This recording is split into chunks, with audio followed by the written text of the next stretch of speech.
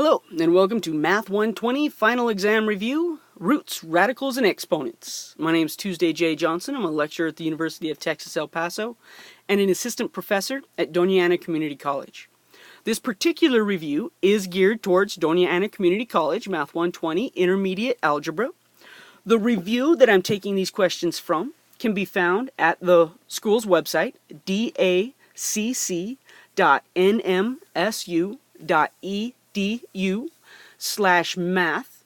In the right side menu, you'll find Final Reviews. Click there, and you'll see a list of all the course's final reviews. Math 120 is the review that we're looking at. The numbers will coincide with, the numbers in this video will coincide with the numbers on that review. Here we go. This is a no calculator problem. The exam is cut into two parts, with calculator and without. So any of these examples where I have the no calculator icon, it means you're not going to be allowed the use of a calculator on this. Don't worry, the numbers are good. They're not as bad or as difficult or as decimally as we'll find later. Yes, decimally is not a word, but I just used it. So let's look at some exponents. Simplify the following and write all answers without negative exponents. Our first problem is given to us as the quantity 5a to the fifth divided by a cubed b to the fourth to the negative 1 power. Now, I'm going to do two different things here. On this first problem, because it's a negative 1, I always think of that as reciprocal, right? The negative says take it where it isn't. If it's in the numerator, negative exponent tells you take it across the fraction bar, make it a denominator. If it's in the denominator, the negative 1 exponent tells you take it across the fraction bar, put it in the numerator. So in this one, I'm choosing to use the outer exponent first, and when I do so, I will take the original problem and I'm going to flip it, and I leave a power of 1. I didn't type it in, but it's still there. 5a to the fifth over a cubed b to the fourth to the negative 1 power is the same as, I'm going to flip my fraction over, and now I have a positive 1 exponent. But a positive 1 exponent is the best possible thing because everything that doesn't have an exponent has a positive 1 exponent. So I just have to simplify what's inside the parentheses. Here I see an a cubed in the numerator and a to the fifth in the denominator. Notice the denominator has more of them, so I know my a's will end up in the denominator. How many more? Well, here's 5 a's in the denominator, 3 in the numerator. The denominator has 2 more, so I'll have an a squared in the denominator. The 5 doesn't simplify, no other numbers, 5 in the denominator. B to the fourth, no other b's, stays in the numerator, and that answer is simplified. But in part B, I'm not going to use the negative right away. I save that for last. So it just kind of depends on the problem. You do not have to do your problems exactly like I do. That's one of the nice things about math. Many different approaches will get you to the same output. If you're struggling and you can't find a method, try mine. See how it works for you. If that doesn't work for you, that's all right. Keep searching for another way. So here we have 18m squared n to the negative 2 over 9m to the negative 4 n to the negative fifth, all to the negative 3 powers. In this one, I'm going to simplify the inside first, and then I'm going to use the exponent outside the parentheses. Why? I don't know. I just chose to. That's what occurs to me first. I always try to go with my first instincts because they're usually the best. So given my problem, 18 divided by 9 is 2 over 1. M squared and m to the negative 4. If I'm dividing two things with the same base, m, I subtract their exponents. 2 minus a negative 4 becomes 2 plus 4, which gives us m to the 6th.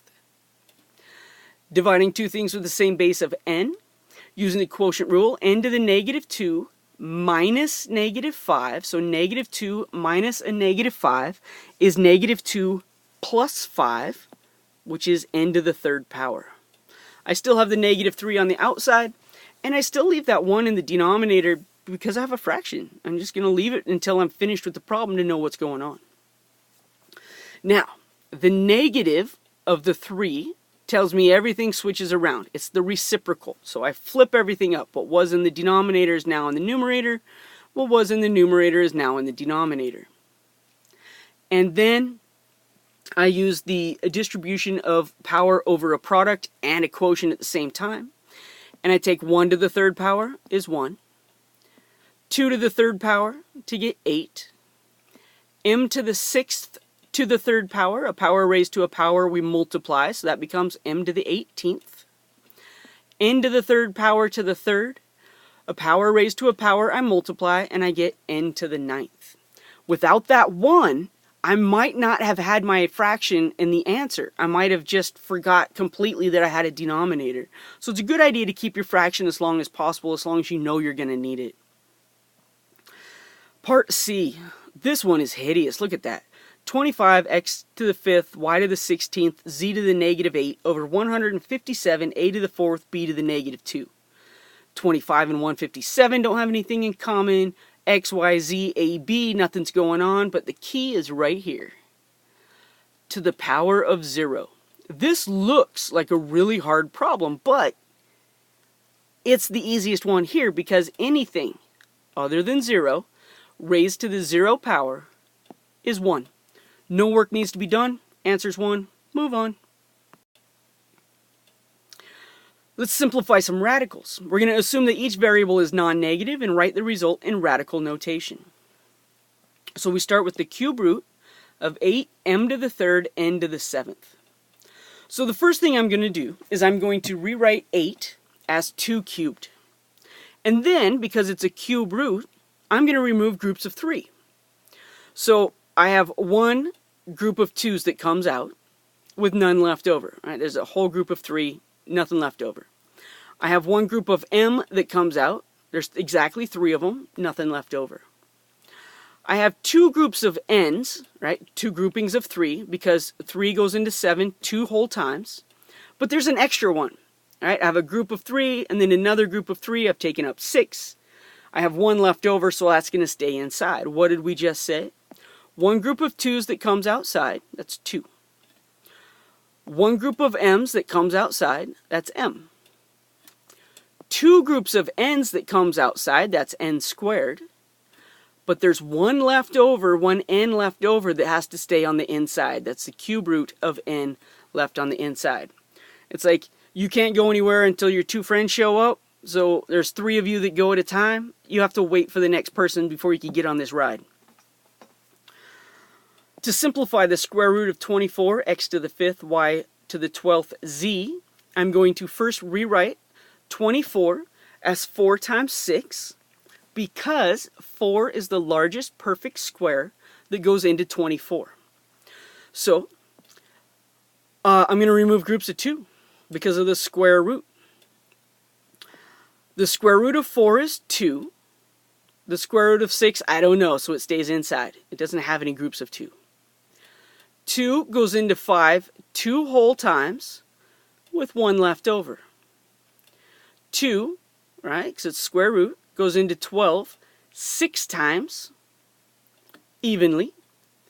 2 does not go into 1. This z doesn't have a buddy. He can't ride the ride. He has to stay inside and wait until his partner shows up. So it's 2x squared y to the 6th times the square root of 6xz. One more of this type. The cube root of 40, a to the 6th, b to the 10th. We'll rewrite 40. Now we're looking at cube roots. The biggest perfect cube that goes into 40 is 8. We know that that's 2 cubed. We did it in problem A. So 40 can be rewritten as 2 cubed times 5. Everything else stays. So I know the cube root of 2 cubed gives me a 2. The cube root of 5, I have no idea, so it stays inside. It doesn't have partners to go with it. 3 goes into 6 2 times. 3 goes into 10 3 whole times with 1 left over, so 1 stays inside the radical. Don't forget to put your index, because if you don't write it, it's assumed to be a square root, and you don't want that. Good work, good work. Let's look at the domain for some radical functions. f of x equals 2 times the square root of x plus 3 minus 6. Thought that was a 7 for a minute. The domain of a radical function with an even root, so in this case a square root, index of 2, even root, will always be the radicand, the part under the radical, set greater than or equal to 0. We can't take the square root of a negative value. In this case, that means that x plus 3 has to be greater than or equal to 0. Subtract 3 from both sides. X is greater than or equal to negative 3, which is an awesome answer, but you can also use interval notation. Negative 3 and anything higher. Because of the or equal to, we use the square bracket. Remember, you never reach infinity, ever, so that's always a parenthesis. Similarly for part B, f of x equals 8 plus 2 square root of x minus 4. This x minus 4 under the radical, that's the radicand, has to be greater than or equal to 0. Let's add 4 to both sides. We get x is greater than or equal to 4. And we can write that in interval notation as the interval close bracket on 4 to infinity parenthesis. Same functions, but now we're going to do something different. We're going to find x such that f of x equals 0. Now, think about what that means. Find x. So I'm not replacing x. I want to know what x is. So at the very end of my answer, I'm going to have x equals. Such that, all right, so this is giving us a condition. F of x is 0. So in my function, I'm going to, instead of writing f of x, I'm going to replace that with 0. So 0 equals 2 times the square root of x plus 3 minus 6. Now I want to solve this. In order to solve just about anything, any type of equation, we want to isolate that type. So I'm going to add 6 to both sides. 6 equals 2 times the square root of x plus 3. But if I want to truly isolate that radical, I'm going to divide both sides by 2. 6 divided by 2 is 3. 2 stuff divided by 2 is just stuff. Now that I have the radical isolated, it's a square root, so I'm going to square both sides. 3 squared is 9. The square root squared leaves me the radicand. To solve for x, I'm going to subtract 3 from both sides, and I get x equals 6. Now I'm going to check this. 6 plus 3 is 9. The square root of 9 is 3. 3 times 2 is 6. 6 minus 6 is 0. It works out. Awesome. Let's try it again. F of x equals 8 plus 2 times the square root of x minus 4. We know that f of x is 0, so I'm going to replace f of x with 0. I want to isolate the radical, so I'm going to subtract 8 from both sides. And then divide both sides by 2. I get negative 4 equals the square root of x minus 4. Once I have the radical isolated, it's a square root, so I square both sides. Negative 4 squared is 16. Make sure you square that negative also. The square root squared gives us the radicand, x minus 4. When I add 4 to both sides, I get x equals 20. Let's see. X equals 20. 20 plus 3 is 23. Whatever the square root of 23 is, and I don't know off the top of my head, when I multiply it by 2, that's going to be huge. And when I subtract 6, no way is that going to be 0. So it doesn't work in the original. There's no solution. Some of you might have noticed right here, we can't have a radical, a positive root, equal to a negative value. So maybe you recognize right here, that's going to be no solution. That can't happen. If you recognize that, fantastic, great work. You could just write your answer, no solution. But if you don't recognize it, that's why we always check it in the original. See if it works. If it doesn't, 2 things. 1, there's no solution. Or 2, you messed up somewhere. So you might want to try it again, see if you get the same answer. Then you know it's no solution. Alright, we can use a calculator on this one. The average forward speed for neotropical butterflies can be modeled by the function v of m equals 8.7 times the square root of m, where v of m represents the average forward body speed in meters per second, and m represents the body mass of the butterfly in grams. Use this model to estimate the average forward speed of a butterfly with a body mass of 0.5 grams. Wow. Butterflies. Alright, they're flying. Here we go. What are we given? We're given the number of grams. We're given the body mass. Let me see. Body mass in grams, that's m. So we're given our m value. All we have to do is evaluate the function. The velocity of a 0.5 gram butterfly is 8.7 times the square root of 0.5. Notice, since there's not a no calculator symbol over here, we can use the calculator. Let's round that to 1 decimal place. We'll say that's about 6.2 meters per second. That's the units for our velocity. It's always a good idea to include units. According to this model, part B, what would be the body mass of a butterfly that has an average forward speed of 5 meters per second? We're going to round our answer to 1 decimal place. So we're given a speed, we're given the velocity is 5 meters per second. So we're going to replace this whole v thing on the left-hand side with 5. The whole velocity, the whole left-hand side is 5. So 5 equals 8.7 times the square root of m.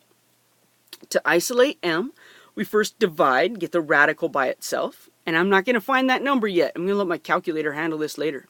5 over 8.7 is the square root of m. I have the square root isolated, so let's square both sides. 5 divided by 8.7 all squared equals m. And that's our mass. That's what we want. So now we use our calculator. 5 divided by 8.7. I'm using parentheses just as they're typed. Then square it. We're going to call that about 0.3 grams. Let me see. 0.5 grams gives us 6.2. Smaller grams, smaller velocity. The answer makes sense. It's reasonable based on our part A answer. One more problem. Here we go. The approximation of the body length of mammals based on the mammal's body mass can be expressed through the equation L of m equals 0.330 cube root of m, where L of m represents the body length in meters of a mammal with a mass of m kilograms. Yeah, that's a mouthful. There's a lot of m's in there. Use this model to estimate the body length of a mammal with a body mass of 4.6 kilograms. I'm given kilograms. Kilograms, that's my capital M.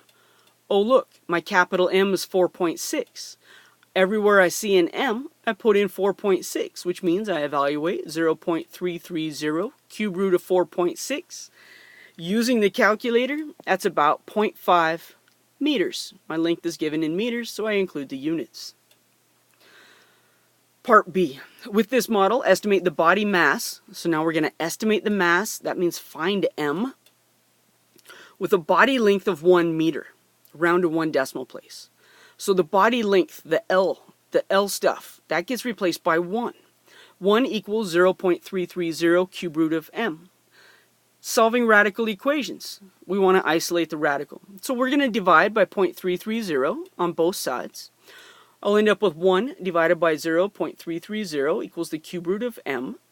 Now to get m by itself, since it's a cube root, I'm going to cube both sides. 1 divided by 0.330 to the third power equals m. I'll enter this in my calculator exactly as it's written, and I find that this particular mammal has a mass of 27.8 kilograms. That's it for roots, radicals, and whatever else I said that this was. What is that? Roots, radicals, and the rest. Thanks for listening.